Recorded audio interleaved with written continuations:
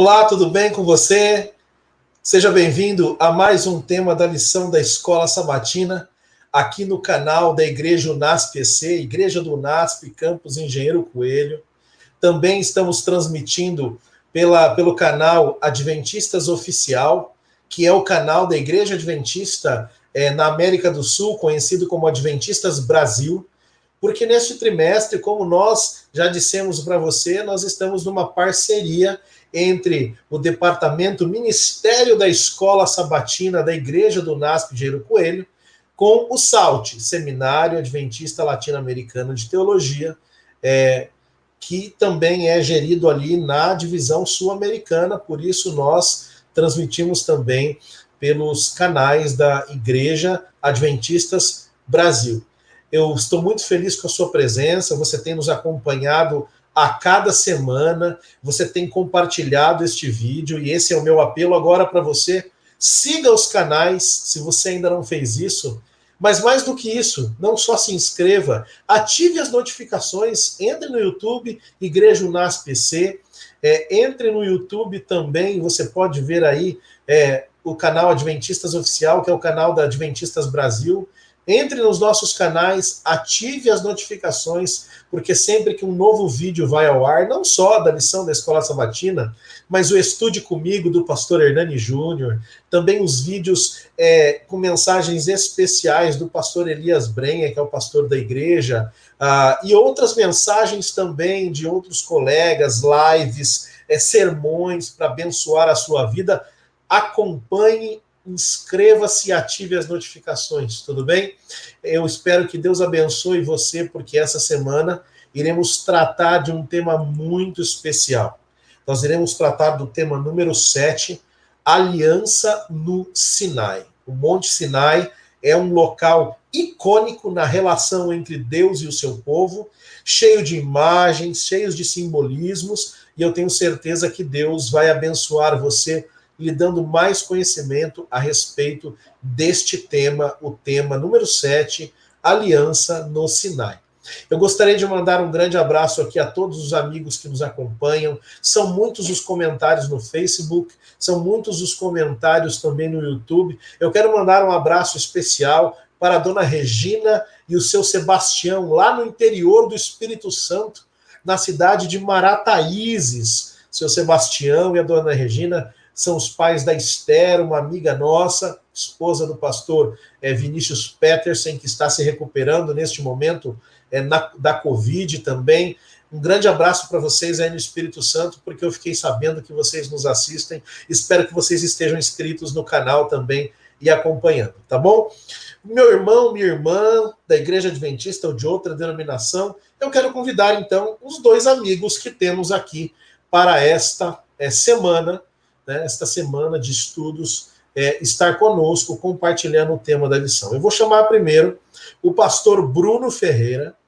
Eu já chamo aqui na tela o pastor Bruno Ferreira. O pastor Bruno é um amigo de longa data, e antes que ele possa falar, eu vou apresentá-lo. O pastor hoje, Bruno, trabalha como assistente na Proped do UNASP. O que é isso? É a pró-reitoria que cuida da pesquisa e do desenvolvimento da instituição. Então, o pastor Bruno está ali desde 2019, desde o meio de 2019, e eu tive o privilégio de, assim que o pastor Bruno deixou o Centro-White, não é, para ocupar essa função na Proped, eu tive o privilégio de substituí-lo na função de assistente do Centro-White, mas durante 1 ano e meio, nós trabalhamos juntos ali, ele era o assistente, eu era o secretário do departamento. Pastor Bruno, muito obrigado por ter aceito o convite. Mais do que um colega de trabalho, nós somos amigos, você sabe disso, e você sabe o quanto eu admiro a sua inteligência, o seu raciocínio, e para nós é um prazer tê-lo aqui compartilhando o tema da lição desta semana. Júlio, é muito bom poder voltarmos a recapitular juntos o guia de estudos da lição, e sem dúvida alguma o tema que vamos estudar, que vamos recapitular, ele é muito importante para a teologia, para a compreensão do plano de Deus para a comunidade. É um privilégio poder estar com todos agora revisitando esses textos bíblicos tão importantes.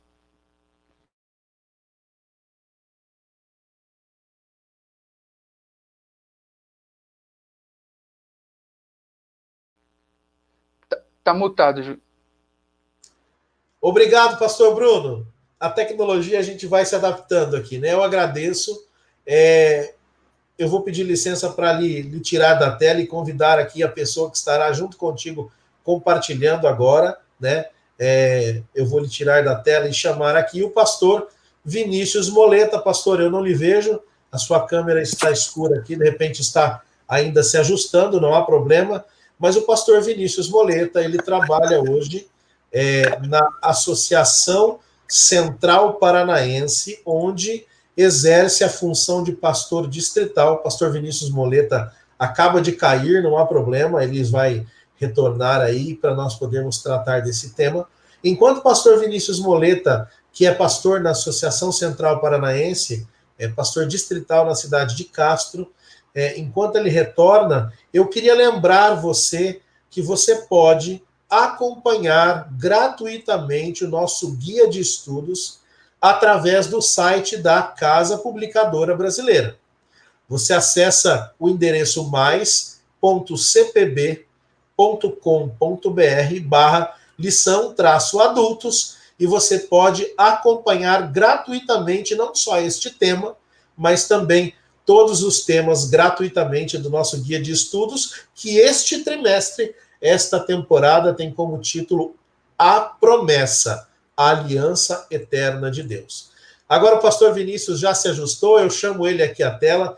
Pastor Vinícius Moleta, como eu disse, ele atua como pastor distrital na Associação Central Paranaense. Hoje ele atua como pastor na cidade de Castro, no Paraná, cuidando das igrejas adventistas ali, de uma região da cidade de Castro e outras cidades ao redor. Pastor Vinícius Moleta, eu descobri hoje que, coincidentemente, ele e o pastor Bruno estudaram na mesma turma, né, de 2009 a 2012.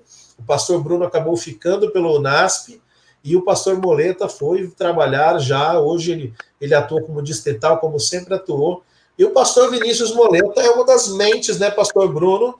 Eu vou colocá-lo de volta na tela aqui. É uma das mentes famosas, né, do Seminário Adventista Latino-Americano de Teologia, conhecido... Ainda mais em aliança, viu? Ainda mais em aliança, conhecido por ser um estudioso.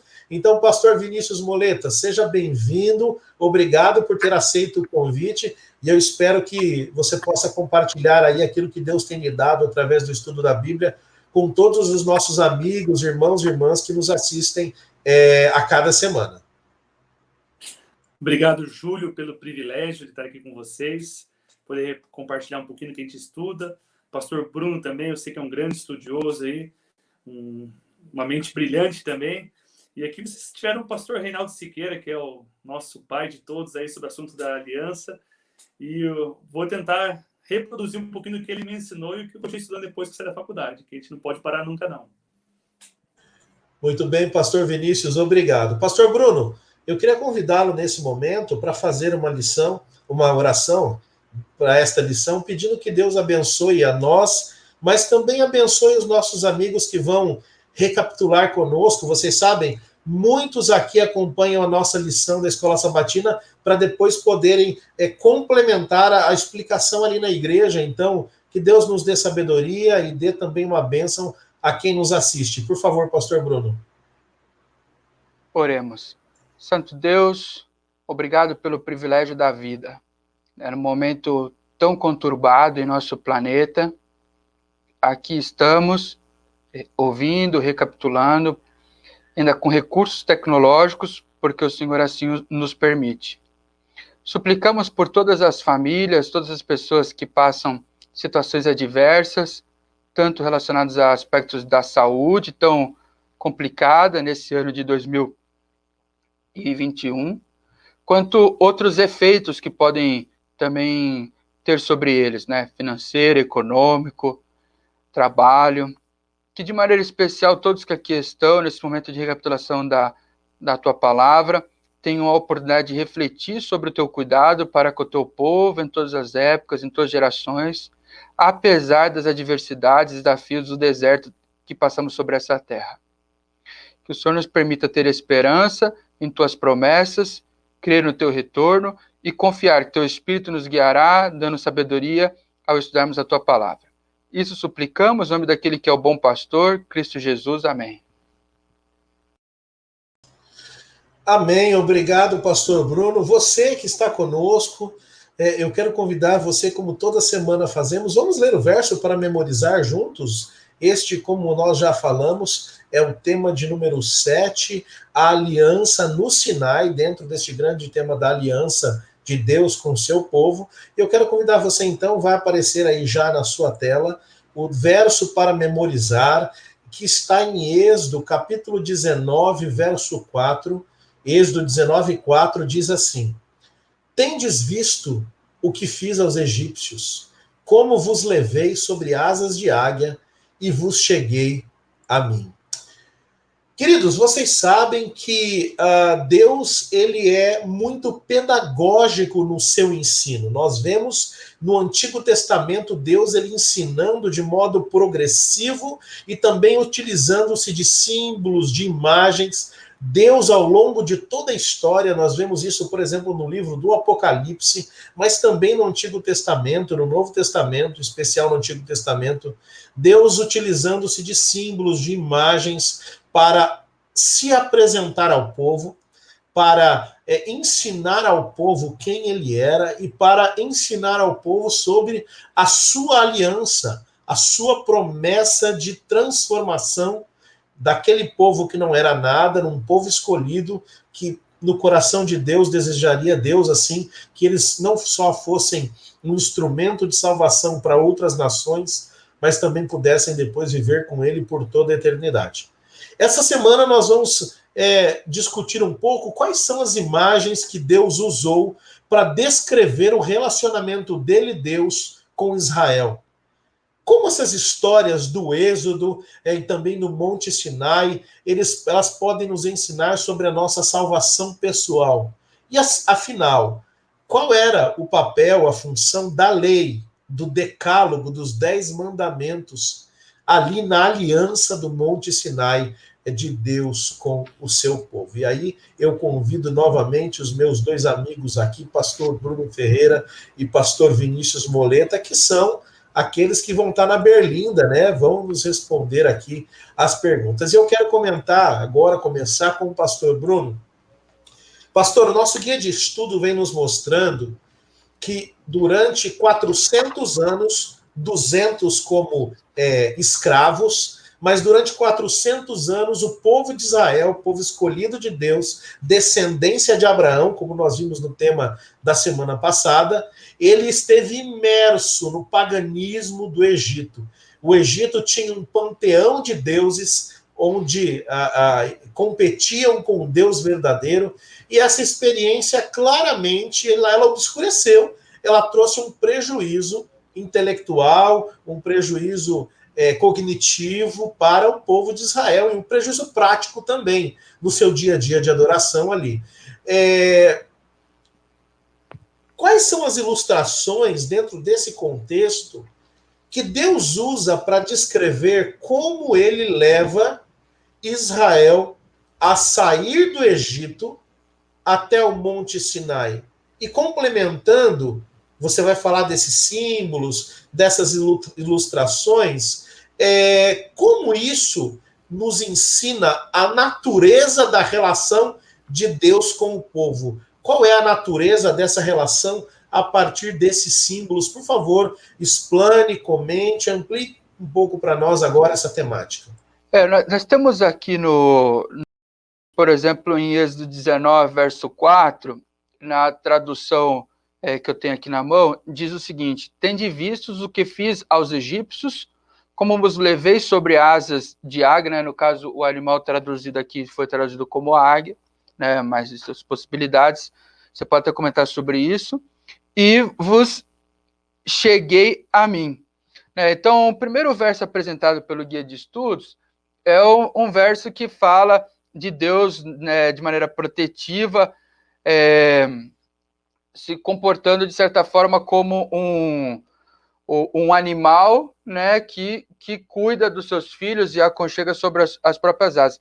Existem, né, outros textos aqui que são citados, né, no guia de estudos, como Deuteronômio 32, 10 a 12, Deuteronômio 1, 29 a 31 e Oséias 11, verso 1, existem várias expressões interessantes, né, de Deus como um pai, de Deus como que adota Israel, Deus o acolhedor. Existem várias figuras interessantes aqui nesse contexto, mas você ressaltou essa situação de Deus tirando do paganismo, tirando do Egito, tirando do paganismo e levando o povo para o deserto rumo a Canaã. Isso daí, de certa forma, também espelha muito o que acontece lá em Gênesis, desde o capítulo 11, né, os versos finais do 11 até Gênesis 12, né, verso 1 a 4, como acontece com o próprio Abraão, né, o patriarca assim, principal desse contexto. Quando falamos de aliança, geralmente lembramos bastante do papel abrâmico, né? E Abraão também tem uma relação de ruptura com o paganismo, né? No capítulo 11, apresentado ele com Terá, o pai, que sai em rumo a Canaã, e eles acabam parando em Harã. O verso 2 do capítulo 12, do verso 1 a 4, fala do segundo aparecimento de Deus a Abraão, quando eles estão parados em Harã, do outro lado do Eufrates, e ele fala: sai do meio da tua casa, do meio dos teus parentes, e vem para onde eu vou, né, para a terra que eu vou te mostrar. Quando a gente vai para Josué, capítulo 24, verso 2, e é relembrado essa situação de ruptura de Abraão ali saindo, é dito, tentando ressaltar ali o texto bíblico, tentando ressaltar que o quê? Que Abraão faz uma ruptura com o paganismo em sua própria casa, inclusive. E ele tem que ir para a terra que Deus está direcionando. Então, ali fala, assim como seus pais Terá, né, adorar outros deuses, eu te tirei do outro lado do Eufrates e trouxe para cá. Agora, Deus está trazendo eles da direção contrária. Né, eles estão vindo, primeiro eles vêm de uma direção, né, posterior ao Eufrates, agora eles vêm do outro lado do Egito para romper com o paganismo numa peregrinação rumo à Terra Prometida, que também é uma espécie de condução de Deus na tentativa de romper com o paganismo e instituir um movimento de renovação religiosa muito profundo, né? Então, assim, essas expressões que são usadas como metáfora, a gente costuma muito falar que a mente hebraica é muito concreta, né, não é dado muita metáfora, isso é mais pensamento grego, mas é muito comum o uso desses tipos de expressões, né, filho, o cuidado de um animal, a adoção, muitas expressões que aparentemente são concretas para ilustrar o que Deus está fazendo. Eu achei um artigo, né, há algum tempo atrás, até uma letra bem interessante sobre a aliança, foi escrito em 2017, que o autor ele tenta ressaltar uma coisa que eu achei muito significativa. Ele fala assim, que tanto no livro de Êxodo, mas especialmente na escrita do livro de Deuteronômio, é muito comum o uso de quê? O uso das expressões que querem usar, vamos dizer assim, ilustrações de uma jornada como uma forma de, inclusive, ilustrar a própria aliança de Deus com o povo. Ou seja, ilustrar a aliança que Deus está fazendo, né? Um artigo de Michael Shelford, que ele fala sobre a aliança da perspectiva assim, ilustrada através do Deuteronômio como uma metáfora de uma jornada. Como assim metáfora de uma jornada? Por exemplo, um texto que está lá em Deuteronômio 10, verso 12, que pode ilustrar, existem vários outros, mas não compete aqui por causa do tempo. Ele fala assim: agora, ó Israel, a qual Yahvé, seu Deus, requeriu, o que requer de você. O que é? Somente que tema a Deus para caminhar em todos os seus caminhos e amá-lo e servir a Yahvé, seu Deus, de todo o coração, de toda a alma. E é muito interessante que, da mesma forma como fala que nessa relação de aliança é para eles andarem diante de Deus, nos caminhos de Deus, fala assim que não é para eles andarem diante dos outros deuses. Né? Tipo assim, não caminhem diante dos outros deuses. Então, assim, existem muitas expressões que estão relacionadas ali, essa jornada, esse caminho, que são ilustrações do próprio da própria proposta de Deus acerca da aliança para com eles. Algumas coisas que são ilustradas ali do Deuteronômio, por exemplo, Israel é apresentado como um viajante.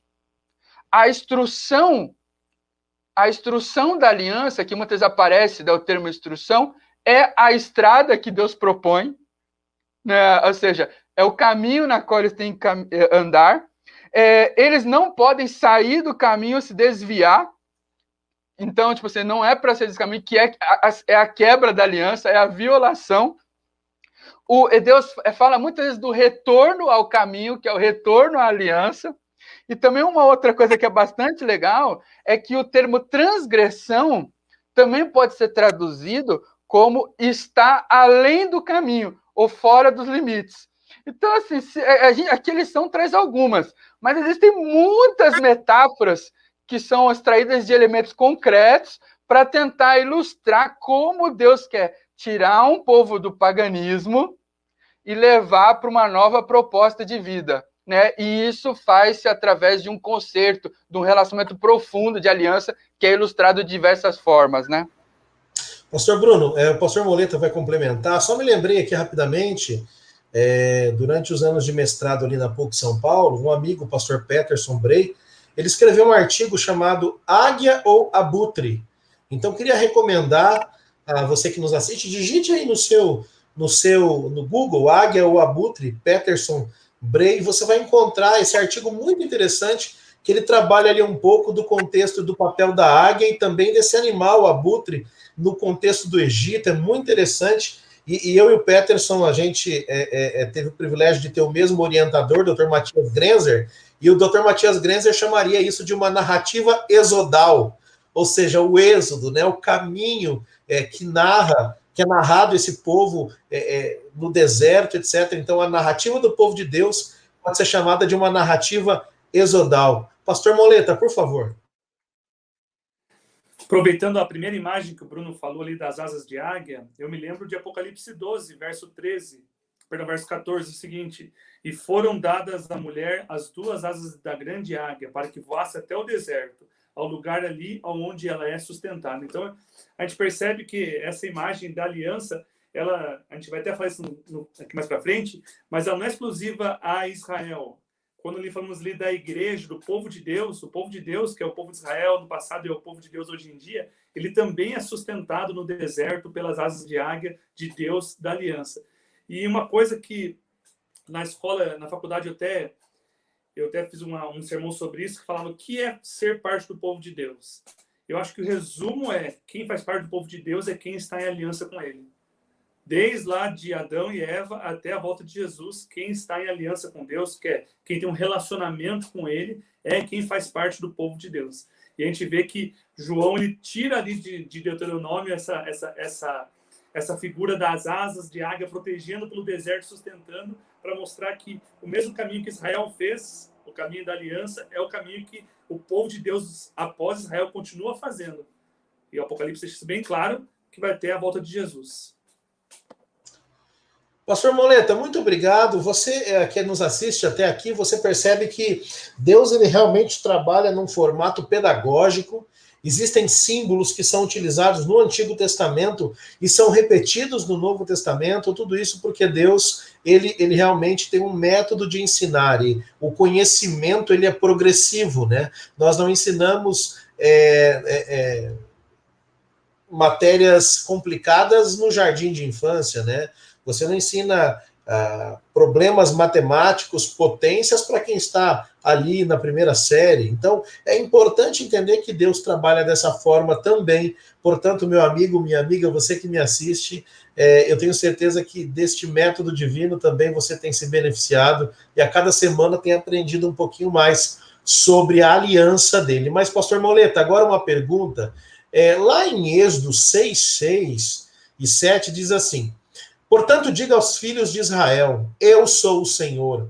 Vou tirá-los dos trabalhos pesados no Egito, vou livrá-los de escravidão, vou resgatar vocês com o braço estendido e com grandes manifestações de juízo.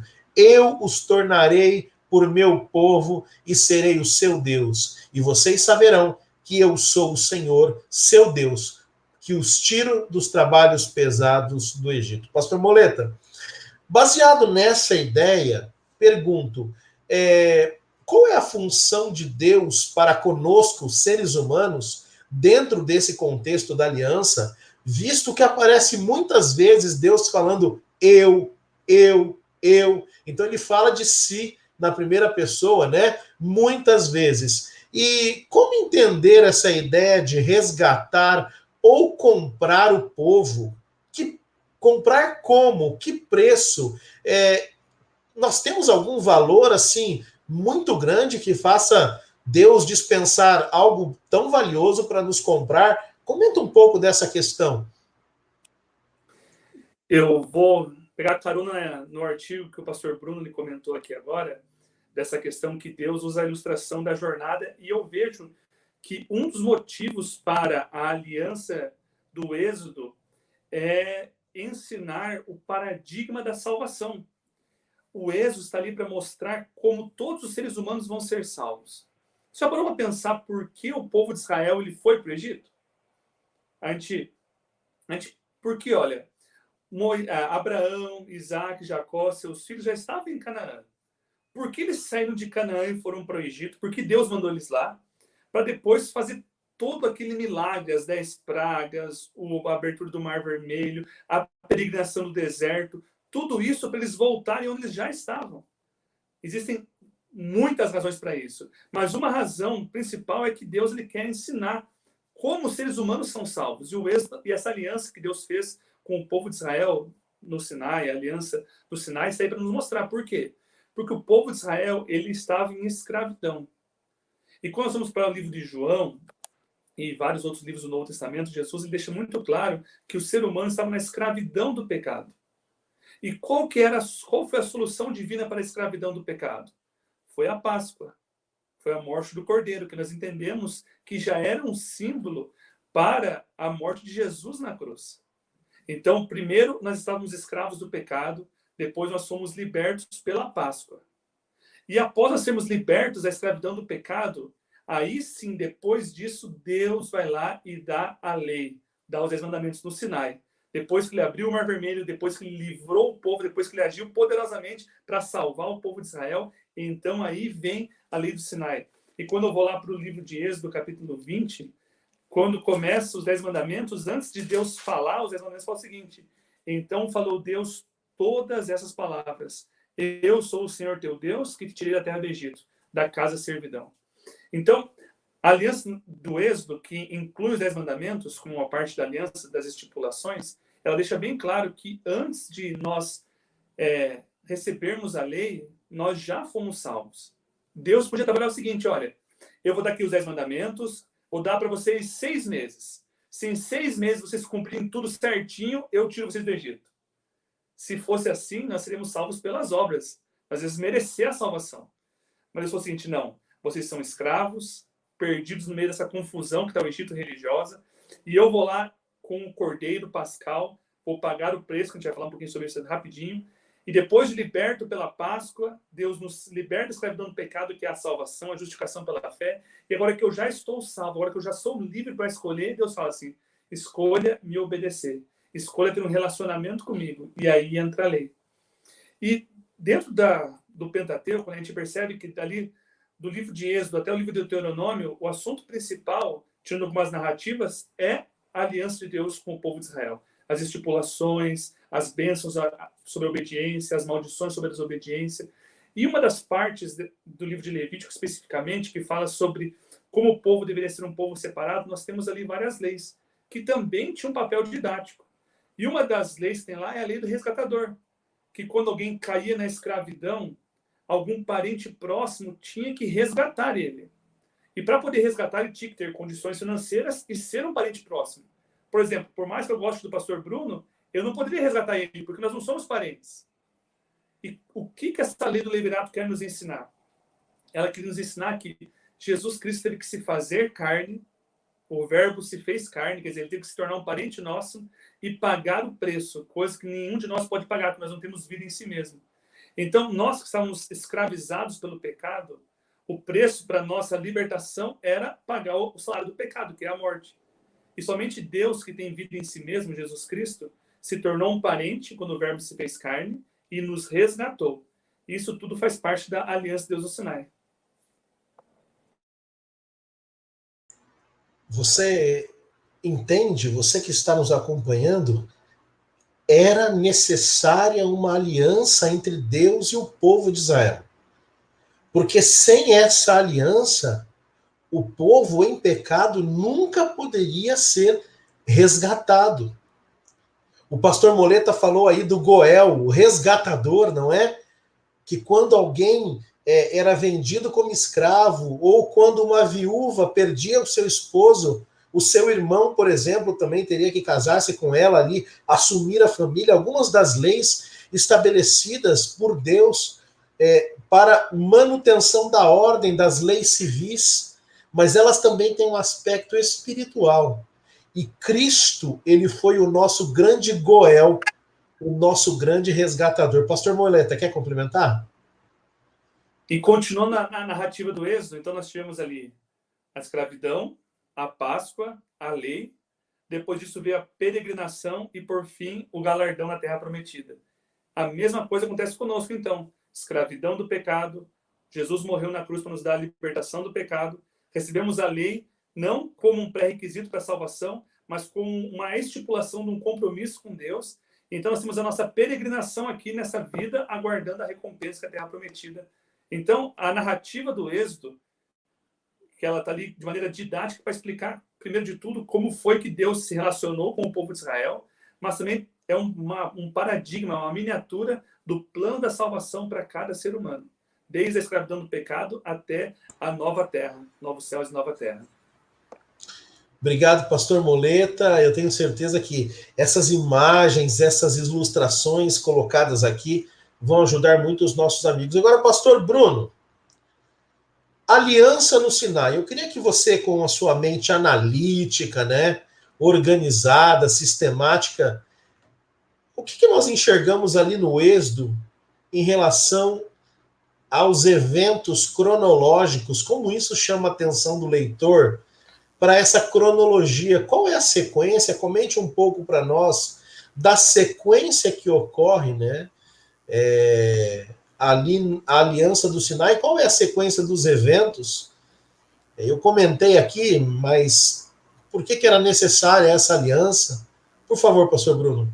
Se a gente olha para o Pentateuco, né, os 5 primeiros livros da Bíblia, eles têm, cada um tem uma característica peculiar. Por mais que eles ajudam a compor um cenário muito importante para compreender a formação de Israel, né, como povo, como nação, e entender um pouco melhor esse contexto da aliança e outras coisas importantes acerca da teologia judaico-cristã, eles são um pouco diferentes na sua estrutura, né? O livro de Gênesis, por exemplo, ele acompanha são relatos de longos períodos, né, durante o contexto patriarcal. Já o livro de Êxodo, ele faz uma pequena introdução à vida de Moisés, ele pula, né, alguns anos depois, quando Moisés está no deserto, sem entrar muito em detalhes, e então ele retoma a história do povo no Egito. E, basicamente, quando acontece a saída do povo do Egito para frente, no livro de Êxodo, não tem assim, um grande espaço de tempo. Entendeu? Não são muitos anos que se passam dali para frente, dentro do contexto do Êxodo, do livro de Êxodo especificamente. Né? Se a gente chega, por exemplo, ali no capítulo 19 do livro de Êxodo, o 19, verso 1 diz assim: no terceiro mês da saída dos filhos de Israel da terra do Egito, no primeiro dia desse mês, vieram ao deserto do Sinai. Então, eles levam mais ou menos o quê? Nós estamos falando de passagem ali de 3 meses do Egito até a chegada no Sinai. Então, assim, e ali acontece já muita coisa. Ou seja, muita coisa acontece com essa geração já em pouco tempo. Esses 2, 3 meses que aconteceram ali foram meses fáceis, meses que não tiveram emoção, não, foram meses extremamente complicados, tanto para a relação deles com Moisés, quanto com eles com o próprio Deus. né? Eles chegam ali no capítulo 14, quando são perseguidos ali na saída do Egito, e eles viram para Moisés e dizem assim para Moisés: será que por não haver sepulcros no Egito que nos tirastes de lá, para que morramos nesse deserto? Mal saíram e já estão questionando Moisés. Só que é muito interessante que quando você vê o povo falando no livro de Êxodo, geralmente ele corresponsabiliza quem pela saída do Egito? É Moisés. Eles não responsabilizam Deus. E nas situações geralmente difíceis ou adversas, a culpa deles terem saído do Egito sempre, ou assim, a responsabilidade, né, por eles terem saído do Egito é de Moisés, não é de Deus. E Deus, ao longo do livro, tenta falar: eu tirei vocês do Egito. Né? Então fica nessa tensão a narrativa. E isso é tão forte na narrativa que tem muitos momentos de realmente apostasia pesada, assim, não é assim Eles estão vendo manifestações, eles estão dizendo que Deus que tirou eles do Egito, deles não, Moisés, e eles veem manifestações, e ao mesmo tempo eles se atemorizam em cima dessas manifestações que acontecem, e ao mesmo tempo que se atemorizam, eles querem se afastar de Deus. Porque quanto mais Deus aparece, mais eles têm medo de Deus. Entendeu? E mais eles se apegam ao paganismo, mais eles querem se esconder de Deus, e mais eles falam assim: Moisés, vai você, fala lá você com Deus, que Deus vê que assim, ele gosta de você, ele não gosta da gente. E é uma coisa muito, muito marcante na história, a narrativa. Quando chega no capítulo 19, e acontece tanto no 19 quanto no 24, Deus já vem e ele vem se manifestando de maneira poderosa ali quando chega no contexto do Sinai, ali no terceiro mês. Né? Nós estamos falando que já aconteceu, Deus transformou águas amargas em águas doces, já teve maná nesse período, já teve codornizes, já teve essa questão que eles queriam voltar para o Egito com medo do exército egípcio. Então, assim, já teve muitos momentos que eles já se afastaram. E chega no 19 e acontece uma manifestação muito forte. Quando Deus se manifesta, eles já falam assim: tudo que Deus falou, nós vamos fazer. Assim, quando no capítulo 19 eles falam isso, Deus nem tinha dito. Deus só deu orientação para Moisés, para eles se prepararem que ele ia falar. Se purifique, cerquem o monte, faz não sei o quê, faz todo um contexto de preparação, porque eu sou um Deus santo. Eu vou me encontrar com vocês. Se preparem para esse momento. E aí fala assim, que eu vou falar a vocês. Aí antes de Deus falar, eles já viram dizendo assim, acontece no 19, né, verso 8. Tudo que o Senhor falou, faremos. E Moisés, então, relatou ao Senhor as palavras do povo. Aí Moisés virou e disse, aí Moisés vai fazer a ponte contrária. Senhor, eles estão falando que vão fazer tudo o que o Senhor mandou. E aí, tá na situação, Deus nem falou, assim, Deus nem falou. E eles já estão, Deus só falou para eles, por Moisés, que era para eles se prepararem que ele ia falar. Acontecem várias manifestações ali do 19 ao 24, né? Tem a aparição de Deus. Deus, ele no capítulo 20, ele proclama os 10 mandamentos, são proclamados os 10 mandamentos ali no capítulo 20. Acontece uma mediação, né, uma expiação, os princípios da aliança são explicados tanto do aspecto, Deus fala de alguns aspectos importantes com relação ao direito, com relação a aspectos civis. Deus, ele fala a sua proposta de governo para o povo. É esse tipo de governo, de nação, esse modelo que eu gostaria. E é interessante que nesse momento que Deus acaba de terminar os 10 mandamentos e começa a propor a primeira o bloco de requerimentos que Deus fala é justo de como lidar com o escravo. E Deus fala assim, por quê? Porque a experiência de vocês é essa. Entendeu? Então, assim, Deus está falando e construindo um modelo diferente de nação e tentando transmitir, e eles falam, não, vamos fazer tudo. Acontece 24, fala, vão confirmar, vamos fazer. Aí Deus fala assim, legal, vai fazer, acontece várias... Eu estou resumindo, porque são muitos detalhes da história, uma leitura atenta poderia ajudar bastante nisso. Aí Moisés sobe para passar 40 dias com Deus. 40 dias desaparecido, ninguém ouve falar de Moisés, o povo fala, o que aconteceu? Moisés morreu. E nesse momento, Deus está passando algumas orientações adicionais para Moisés. E Deus está preparando com seu próprio dedo a tábua dos 10 mandamentos. Ele tanto lavra a pedra, Deus lavra a pedra, quanto escreve com o seu dedo sobre a pedra, naquele momento.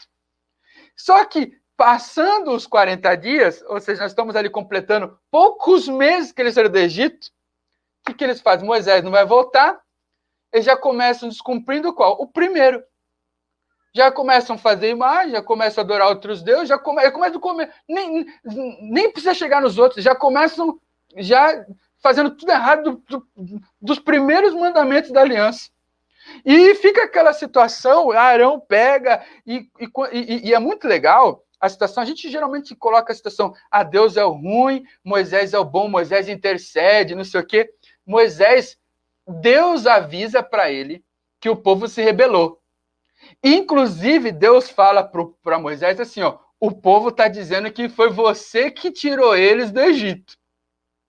Então tá bom, esse povo é teu. O povo que você tirou do Egito, Deus fala assim, a propósito de Deus é acabar. E aí o que acontece? Moisés fala, não, Senhor, esse povo realmente é de dura serviço, e tal, e entra toda nesse debate ali com Deus. E de alguma forma parece que ele está tentando romper ali com essa questão e deixar Deus um pouco ameno na resolução dele. Aí, por fim, o que acontece? Moisés desce com as tábuas. Quando Moisés vê realmente a situação, aí Moisés perde a cabeça.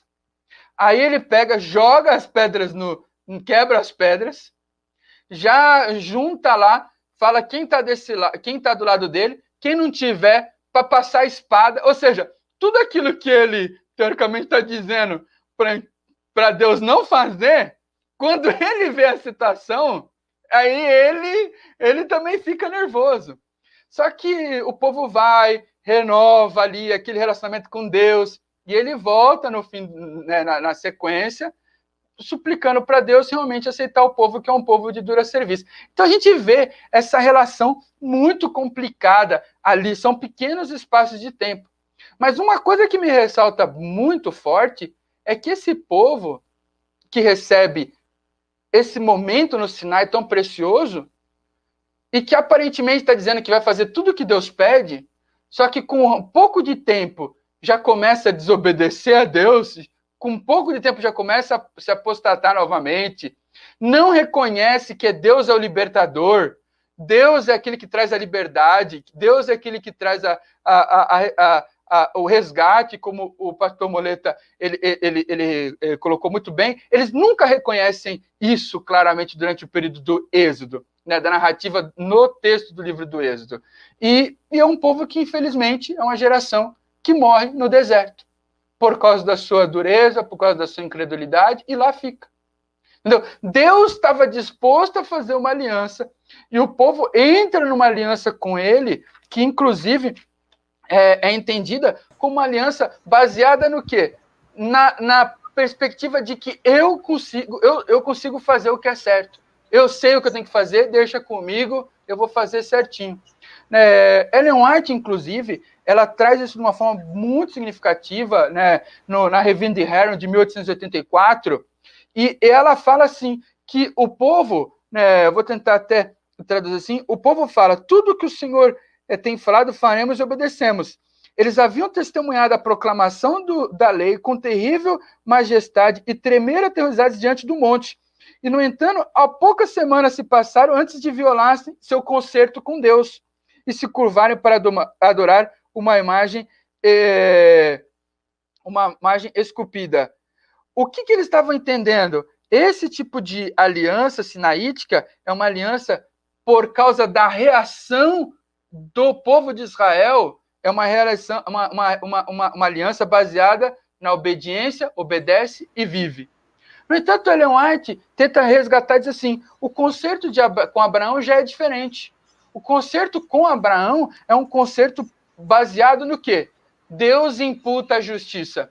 E em Romanos, Paulo tenta resgatar isso, falando assim, e ele creu né, que ele tenta resgatar Gênesis 15 dizendo, ele creu e isso foi lhe imputado por justiça. Às vezes a gente acha assim, a nova aliança é um processo do Novo Testamento, a velha aliança é um processo do Velho Testamento. Na verdade, sim, a velha aliança é a aliança feita mais dentro da perspectiva da reação humana, que não consegue enxergar qual que é o lado de Deus na história, né? Que é Deus que imputa a justiça, Deus é o libertador. A velha e a aliança que é proposta por Abraão e que a gente muitas vezes vê de maneira mais clara no Novo Testamento é que Deus provê a liberdade que vem através de Cristo, né? Pastor Moleta, o pastor Bruno falou das questões de obediência. Êxodo 19, 5 e 6 diz assim: agora, pois, se ouvirem atentamente a minha voz, Deus dizendo, e guardarem a minha aliança, vocês serão a minha propriedade peculiar dentre todos os povos. Porque toda a terra é minha, e vocês serão para mim um reino de sacerdotes e uma nação santa. São estas as palavras que você falará aos filhos de Israel. Deus dá claramente essa mensagem que deve ser transmitida ao povo. Pergunta: Deus está dizendo aqui então, pastor Moleta, que quer o povo gostasse ou não, ele ia ser um tesouro de Deus? É isso que Deus está dizendo? E lhe pergunto o seguinte: se nós entendemos que a salvação é pela graça através da fé, como assim eu preciso obedecer ao Senhor para ser um povo peculiar? Isso não anula essa ideia de conceito de salvação pela graça? Como a gente resolve esse problema? É um erro muito comum, até no meio evangélico, as pessoas falarem o seguinte: nossa, eu amo a aliança de Deus com Abraão, porque é a aliança da fé, é a aliança da promessa, é a aliança do filho prometido. E mal percebe as pessoas que a aliança de Deus no Sinai nada mais é do que o cumprimento das promessas que Deus fez a Abraão. A gente não quero aqui gastar muito tempo lendo muitos versos, mas quando você vai lá para Gênesis 15, quando fala que o povo, que a descendência de Abraão seria escrava durante um período de tempo, nós percebemos que isso se cumpriu quando? Quando Deus libertou o povo de Israel do Egito. E quando Deus chama Moisés para libertar o povo de Israel do Egito, ele já fala assim: olha, eu sou o Deus de Abraão, de Isaac e Jacó, e eu vim aqui para levar você para a terra lá dos cananeus. Aqueles mesmos povos que em Gênesis 15 Deus falou para Abraão que era o povo, que era um período de graça para esse povo. Então, nós percebemos claramente que a aliança do Sinai, ela é um cumprimento das promessas que Deus fez na aliança com Abraão. Então, as duas alianças estão interligadas. Então, tem uma aliança boa, que é a aliança da fé, e a aliança da lei, que é a aliança ruim. Não, as duas estão completamente interligadas. Uma é a aliança da promessa, a outra do cumprimento. Só que eu acho interessante entender o que significa aliança. E a palavra hebraica para aliança, a palavra berit, se nós fôssemos traduzir ela literalmente, significa prender com cordas ou com correntes, acorrentar, amarrar. E qual que é a ideia por detrás? A ideia de um relacionamento muito forte. Você se prendeu a uma pessoa tão fortemente com uma corrente. E isso é aliança, um relacionamento extremamente forte. Então, para fazer parte do povo de Deus, você tem que estar num relacionamento com Deus. E Deus, como eu falei dando como a aliança do Sinai como sendo um paradigma da salvação, a salvação vem antes da obediência. Só que como todo relacionamento, você que escolhe. A gente vê lá no livro de Romanos, Paulo fala: o que pode nos separar do amor de Deus? A profundidade, as alturas, as potestades, os homens, os demônios, algo pode? Não. Não, na verdade, uma coisa pode. Eu posso não querer ter esse relacionamento com Deus. Então Deus, ele fala assim: ó, se você quiser, nada pode me separar desse relacionamento que eu tenho com você, que é essa aliança. Mas se você não quiser, eu não vou te obrigar.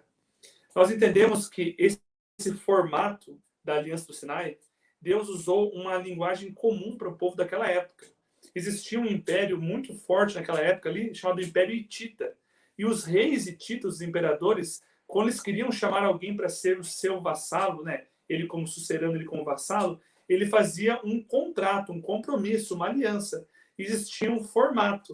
E quando nós vamos pegar aquilo que Moisés escreveu no Pentateuco, ali a partir de Êxodo até Deuteronômio, nós percebemos que Deus inspirou Moisés a usar a mesma estrutura desses contratos no Império Hitita. Por que isso? Lembra aquela musiquinha Receita do Amor?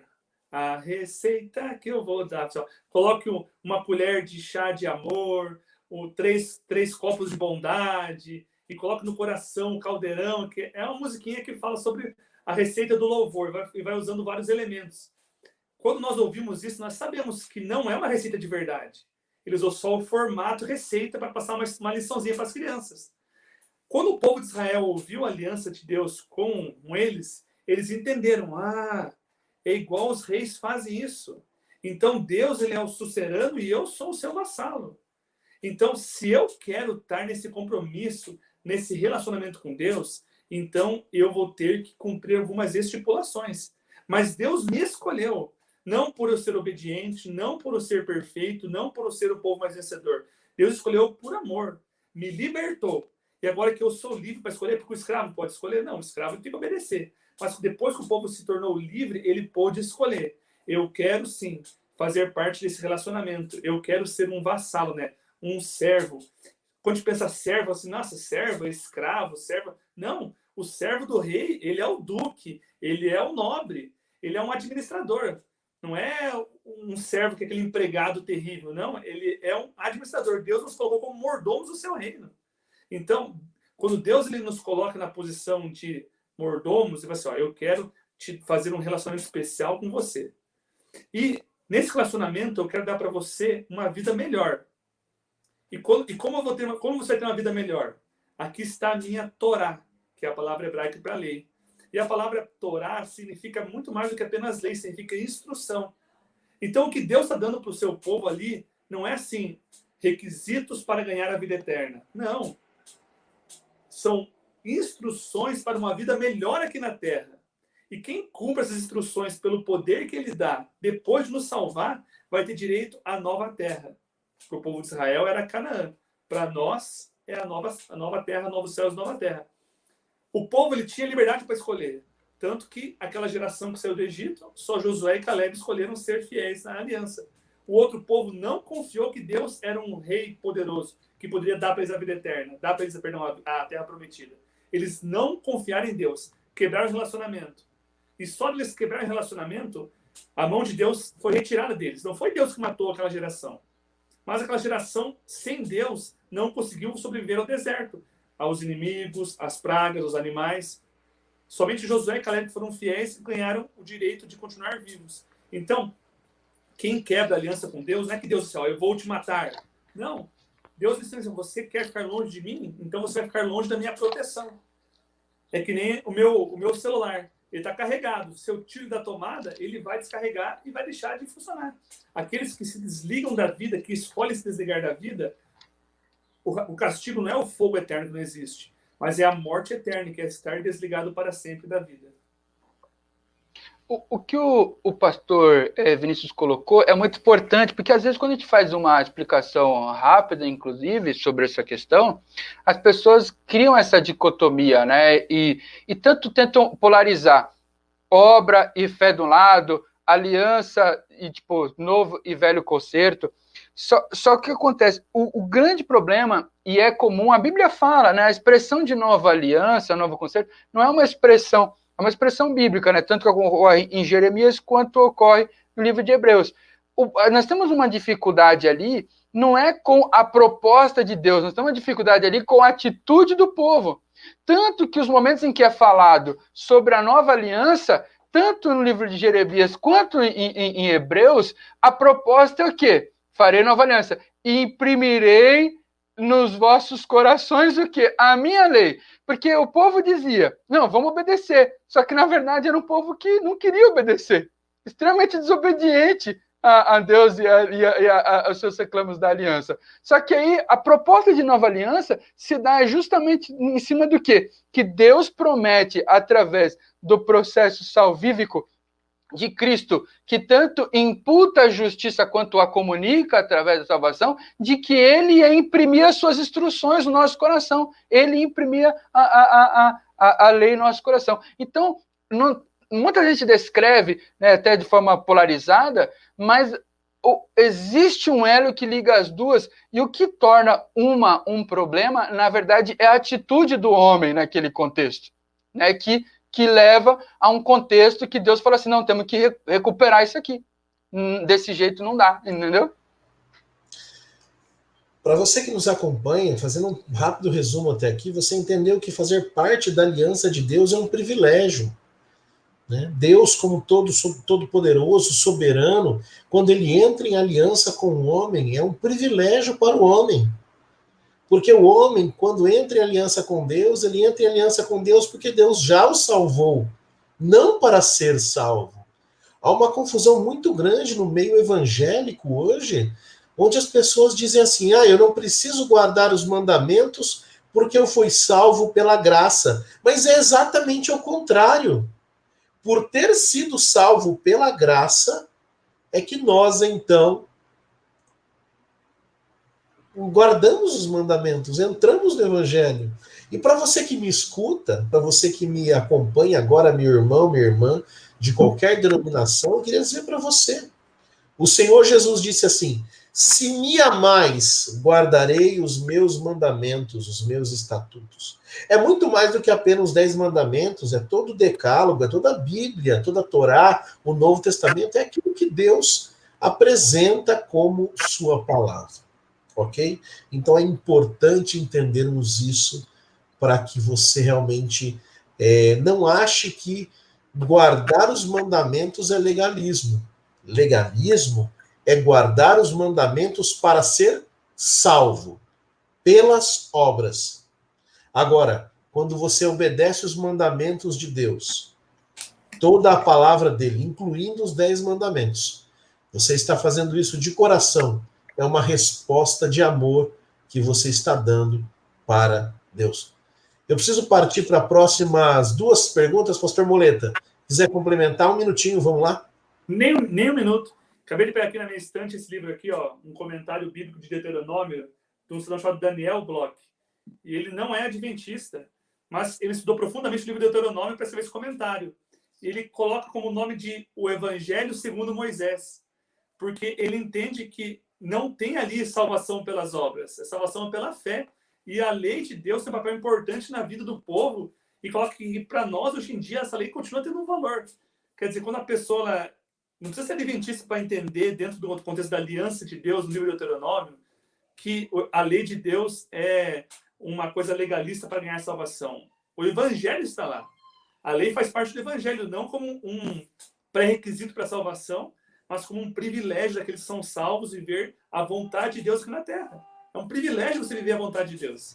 E a lei de Deus não são pré-requisitos, não são provas, são instruções para uma vida melhor aqui na terra. Pastor Moleta, exatamente isso. Eu me lembro de uma aula do Dr. Paroski, onde ele explicava que a lei, no formato de pedra, ela realmente venceu, ela chegou ao final, porque ela ganha uma nova roupagem. Deus diz que agora vai escrever no coração do homem. Então a lei, eu lembro do termo, ele diz a lei foi transferida das pedras para o coração humano, né? Tremendo. Pastor Bruno, à primeira vista tudo deu certo, Deus entrou em aliança com o povo, tirou o povo do Egito, mas afinal, o que aconteceu? Foi a resposta positiva, a aliança, a resposta de Israel?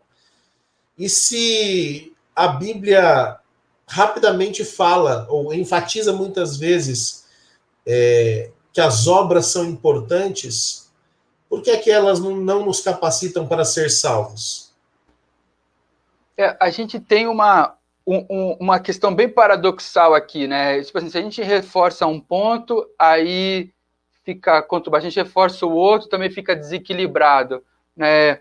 Nós temos, ao mesmo tempo que nós temos no Êxodo, um povo que diz que vai fazer tudo certo, nós temos um povo extremamente desobediente. 40 anos depois, você vê o resultado disso, né? Todos eles mortos pela sua incredulidade, ficam no deserto, e só 2, né, daquela geração que acabam adentrando a nova terra. Então, assim, você tem um paradoxo. Dizem ser obedientes, mas essa obediência não acontece um processo de transformação, né, um processo de mudança real. E Deus, o que acontece? Ele não desiste. Por mais que exista essa desobediência, ele não desiste. Então, como o Tão Muleta colocou, Deus vai tentando fazer o quê?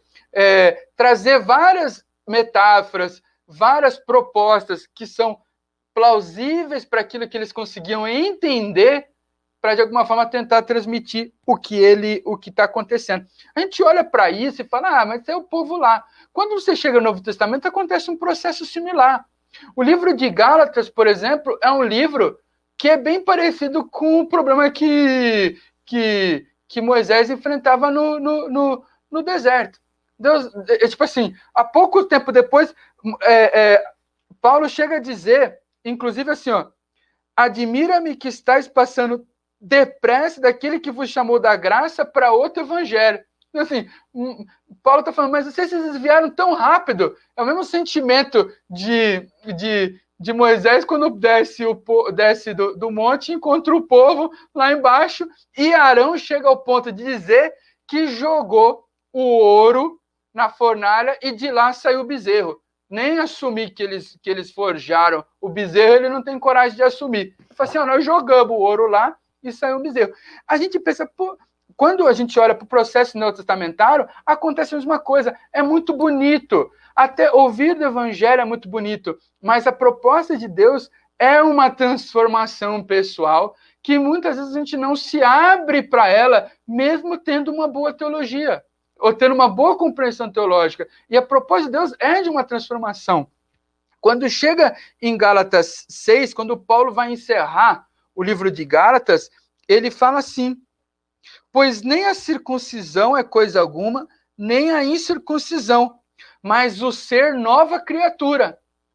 E aí ele diz assim, e a todos quanto andarem de conformidade com essa regra ou instrução, como a gente vai ver lá no Pentateuco, paz e misericórdia sejam sobre eles e sobre o Israel de Deus. Então, a proposta de Deus para o Israel de Deus sempre foi uma proposta de transformação. Né? Infelizmente, o ser humano, às vezes, até desaceitar.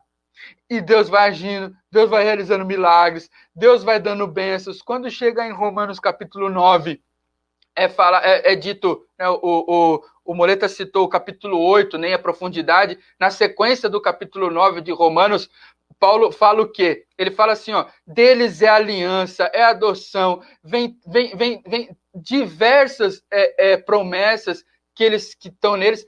E ele, inclusive, Paulo, ele fala assim, que aí é o momento que eu acho que se junta bem às histórias de Paulo e Moisés.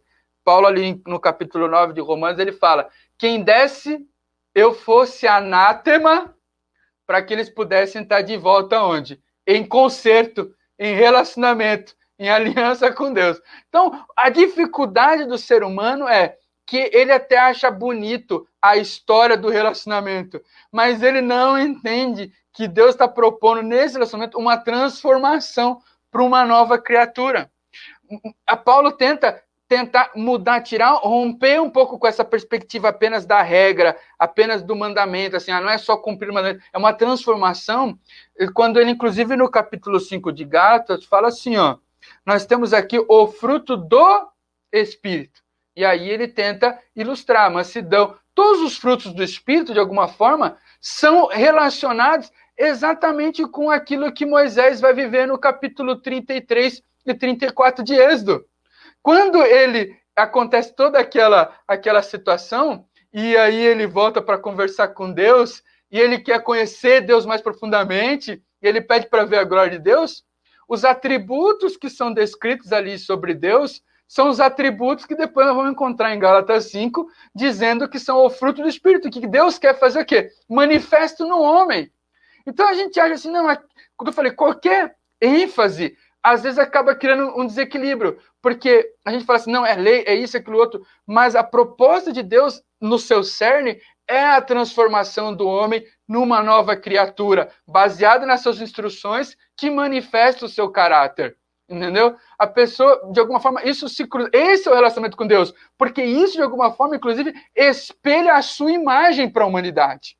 Né? Então, a gente muitas vezes desvia disso. Só que muitas vezes nós trazemos até para nós mesmos. Não, deixa que eu faço. Que nem o povo falou. Pode deixar. Tudo que o senhor falou, eu vou cumprir. Deixa comigo. Está resolvido. Ou, se não, se apega ao ritualismo, ou até mesmo à teologia, né? Como acontece em Gálatas, a compreensão teológica deturpada, e se desvia dessa transformação que tem que ser manifesta na vida, né? Através do poder de Deus. Pastor Vinícius, muito obrigado, pastor Bruno. Realmente, essa é um contraste, né? O povo que disse que ia fazer tudo no discurso, mas que na prática fez tudo ao contrário. Quão parecido conosco é esse povo, né? Quão parecido conosco. Louvamos a Deus com os lábios, mas o nosso coração muitas vezes está longe. Pastor Vinícius, de maneira prática agora, pastor Bruno respondeu a 3 questões, eu estou fazendo a terceira para você, que na verdade são algumas perguntas juntas, mas você é pastor distrital, experiente, lida com os irmãos, aconselha, faz casamento, batismo, unção, não é? Sei que essa semana aí tem algumas unções para fazer. De que maneira, assim, a aliança garante a liberdade física e espiritual, não só de Israel, mas também a nossa? E se somos perdoados pela graça, o que a graça, então, tem que fazer na nossa vida? Qual é o papel da graça na vida daquele que entrou em aliança com Deus, dentro do contexto de fé e obediência? Faz uma mescla para nós aí dessa ideia, né? Como a aliança nos mantém livres, espiritual e fisicamente, e de maneira prática. Quem aceitou e recebeu a graça, o que ela faz na vida do crente? Não. Engraçado que o Júlio faz uma pergunta que eu podia dar uma matéria inteira na faculdade aí, de 3 créditos para responder ela. Mas isso é proposital, né? A quem muito foi dado, dele muito será cobrado. Mas é importante a gente entender uma coisa da aliança, que a aliança ela é progressiva. Começou com Adão e Eva no Éden, e a aliança de Noé não é uma nova aliança que anulou a aliança do Éden. Pelo contrário, a gente até estudou que a aliança com Noé foi uma recapitulação, foi uma reconfirmação da aliança com Adão e Eva. Quando nós vamos para Abraão, Deus ele mudou o formato.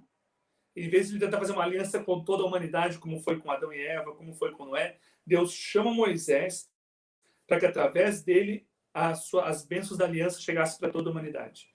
Quando nós chegamos na aliança do Êxodo, como eu disse, nada mais é do que o cumprimento da aliança de Abraão, agora se tornando realidade através do povo. Por que eu estou dizendo tudo isso? Porque quando nós vamos para a aliança de Noé, que a ênfase da aliança de Noé é a graça de Deus. Por que a graça de Deus? Porque Noé, ele era um pecador, apesar de ser chamado perfeito, a gente percebe que logo após o dilúvio, ele vai lá, ele se embebeda, ele faz um papelão na frente de seus filhos. Então, Noé, ele era um pecador, mas Deus o salvou apesar de ele ser pecador.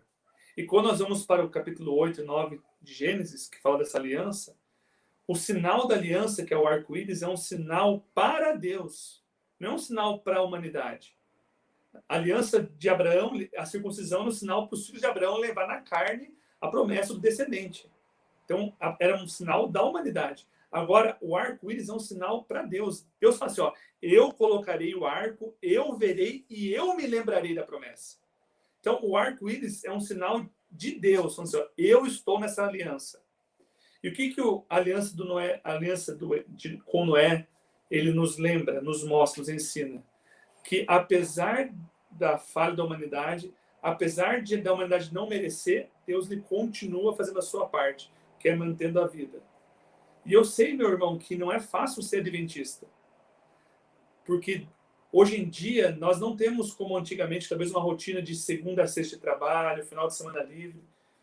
Muitos lugares, muitas fábricas trabalham 24 horas por dia, 24 horas por dia, 7 dias por semana. Mas Deus lhe chamou para ser um povo peculiar. Por isso ele falou assim, ó, seja diferente, seja santo, seja separado na sua alimentação, na sua vida, na sua rotina, em tudo que quer que você seja um povo separado, um povo santo.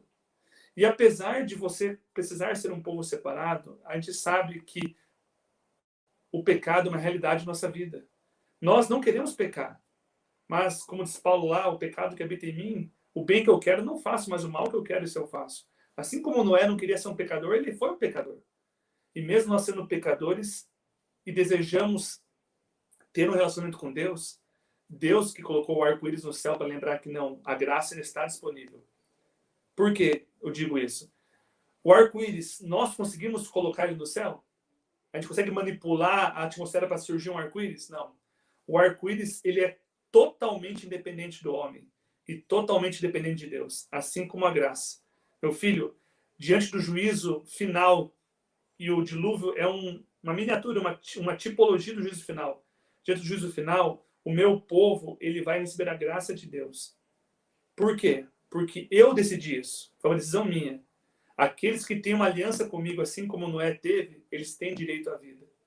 E não depende de você, depende de mim. E enquanto tiver arco-íris, Deus está dando sua graça para cada um de nós. Depois da maior tempestade, sempre vem o arco-íris. E se tem arco-íris lá, a graça de Deus está disponível. Isso faz parte da aliança. Aqueles que estão em relacionamento com Deus têm direito à vida eterna porque estão relacionando com Ele. Essa é a bênção e é o maior privilégio de ter uma aliança com Deus. A vida eterna para aqueles que assim o quiserem. Pastor Bruno Ferreira, Pastor Vinícius Moleta, que privilégio tê-los aqui para a lição desta semana. Como eu disse, foi uma feliz coincidência descobrir que vocês cursaram aí os 4 anos juntos, né? Um na turma A, outro na turma B. Eu sei que o pastor Moleta era A e o pastor Bruno era B. Tá tudo certo, né, pastor Bruno? Que alegria ter vocês. Vocês são realmente duas das pessoas aí mais inteligentes, capazes que a gente conhece. Não é à toa que os convidamos para estar aqui, né? Como o apresentador é limitadinho, ele chama convidados melhores do que ele, porque aí fica volumado o negócio. Mas falando sério, muito obrigado por terem aceitado o convite.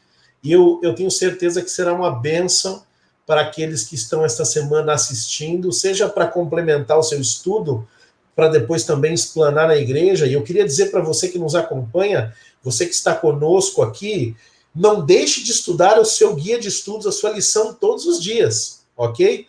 E para você que não tem o guia de estudos, não há também desculpas, porque você pode acessá-lo gratuitamente no endereço que aparece aí. E utilize este vídeo a cada semana para, então, complementar, né, ter outras informações que nós trazemos aqui com os nossos convidados. Eu quero dar a cada um de vocês agora um minutinho para agradecer, se quiserem falar alguma coisa. Na sequência, o pastor Vinícius, né, o pastor Bruno fez a oração inicial, o pastor Vinícius vai fazer a oração final, encerrando o estudo dessa semana. Pastor Bruno. Ô, Júlio, pastor Júlio, eu queria encerrar esse momento dizendo assim, sabe, umas coisas que me mais marcou ali para mim, eu recapitular ali a experiência do povo no Êxodo, é o quanto Deus queria chegar perto do povo e o quanto o povo fugia de Deus, né? E acontece isso muito, né? Desdobramentos, a própria a estipulação dos levitas, tudo isso acontece muitas vezes como reação, inclusive, ao afastamento do povo e a procura do povo pela idolatria, pela apostasia, né? Muitas coisas que são, como o pastor Mota colocou, são as adaptações que Deus, inclusive, faz na sua forma de se apresentar, na sua forma de se relacionar, para, de alguma forma, conseguir ainda ficar perto do ser humano, né? Até que chega um momento que é proposto o tabernáculo e outras formas. Por fim, eu acho que isso é muito forte. O livro de Gálatas, ele tem no capítulo 3, verso 29, um texto que para mim é muito marcante, eu acho que resgata tudo do que foi dito aqui. Ele disse, e se sois de Cristo, também sois descendentes de Abraão e herdeiros segundo a promessa. Por quê? Porque Cristo, ele tanto é, aí vamos, além do Sinai, vamos assim, plenamente o cumprimento da promessa, em todos os aspectos, né? Cristo, ele é a manifestação plena da aliança, vamos dizer assim, em todos os aspectos, né? Cerimonial, litúrgico, escatológico, em todos os aspectos é a manifestação plena da aliança, e na verdade a proposta de Deus para conosco é o relacionamento com Cristo. Tão íntimo ao ponto de dizer, se sois de Cristo, né? Se sois de Cristo, também sois descendentes de Abraão e herdeiros segundo a promessa. Então, essa proposta de Deus, um profundo relacionamento com a humanidade, e que de alguma forma essa proposta toque os nossos corações, que a gente se abra essa proposta de Deus, que ela se manifeste em nós, né, e que a gente realmente viva uma vida de relacionamento íntimo, profundo e transformador ao lado de Deus, né? Eu queria também encerrar aqui, ler um texto, lá no livro de Deuteronômio, capítulo 1, verso 2. Diz o seguinte: jornada de 11 dias que há desde Horebe, pelo caminho da montanha de Seir, até Cades Barneia. Cades Barneia é a última região antes do Jordão, foi o último ponto que o povo parou para receber as instruções de Moisés antes de atravessar. E pelo que Deuteronômio fala, do Horebe, do Monte Sinai, até Cades Barneia, são 11 dias a pé. E o povo demorou 38 anos caminhando esses 11 dias, pela incredulidade deles. Eu vejo que Ellen White falou que Jesus já podia ter voltado em 1844, em 1838. E no ano de 1901, ela falou que 100 anos da obra estava atrasado. Quer dizer, o atraso de Ellen White já se cumpriu já. Quer dizer, nós já podíamos estar na Terra Prometida. Mas o que faltou para aquele povo foi incredulidade e não ter um relacionamento de aliança com Deus. Deus nos dá o privilégio hoje de poder ter esse relacionamento com Ele. De poder ter essa aliança com Ele. Esse privilégio. E que nossa geração possa ser geração que não seja incrédula. E que vai sim entrar na Terra Prometida. E isso que nós mais desejamos, mais aguardamos. O cumprimento de todas as alianças. Quando tiver o livro do Apocalipse, a gente vê que tudo que Deus prometeu, todos os sinais estão lá. A nova terra vai ser as promessas na sua plenitude cumpridas para cada um de nós que tivermos um relacionamento com Ele. Que esse é o marco do povo de Deus. Ter um relacionamento com Deus. Ter uma aliança com Ele. Amém, pastor Vinícius. Mais uma vez, muito obrigado a você, o pastor Bruno. Pastor Vinícius, encerre nesse momento com uma oração pedindo que Deus abençoe não só a nós que continuamos aqui, mas também aqueles que estão assistindo e assistem a cada semana, amigos de várias denominações, para que Deus continue dando sabedoria e discernimento a cada um de nós. Por favor. Claro. Queria agradecer, então, o Júlio e o Bruno, que são mestres em teologia. O Júlio está sendo quase um doutor. Eu sou só um graduado, sou um pastor simples aqui do distrito. Mas somos todos irmãos, pastor Vinícius. Esse é o título, irmãos. Amém. Então, vamos falar com Deus? Pai eterno, eu olho para a minha vida e vejo como eu não sou digno de ter uma aliança contigo. Eu percebo que todos aqueles que realmente examinam seu coração e têm o desejo de ter um relacionamento contigo, percebem que não são dignos. Assim como o povo de Israel não era digno. Mas o Senhor os libertou da escravidão do pecado e liberta cada um de nós. E depois de estar ali, fala assim: meu filho, o meu maior desejo é ter um relacionamento com você. É ter uma aliança com você. Que a gente possa ter essa resposta positiva ao Senhor, Pai. Para que a gente possa ter uma intimidade contigo, um relacionamento contigo. E o Senhor vai nos transformando a sua imagem através do poder do Espírito Santo. E a sua graça, sendo esse poder transformador, está sobre nós. E que muito em breve nós iremos entrar na Terra Prometida. Que nós possamos ter esse privilégio de ser essa geração. Eu lhe peço em nome de Jesus. Amém.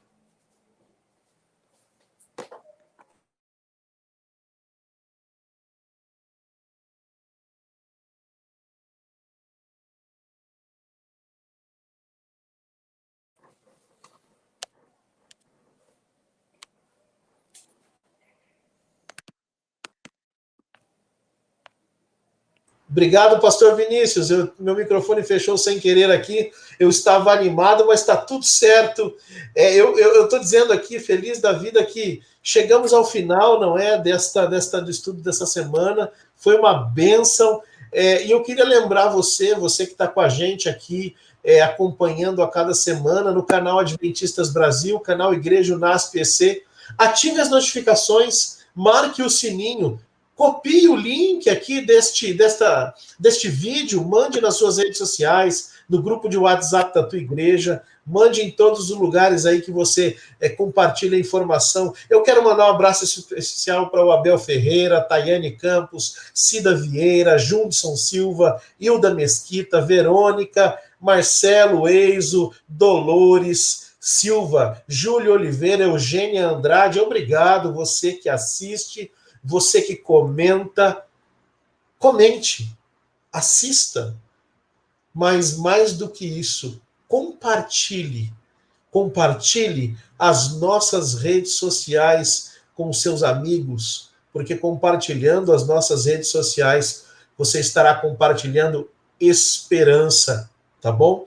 Que Deus abençoe a sua vida, que Deus te dê uma grande semana, e na próxima semana voltamos mais uma vez, olha, com 2 convidados especiais, você não pode perder, para falar do tema de número 8 desta sensacional lição, a promessa, a aliança eterna de Deus.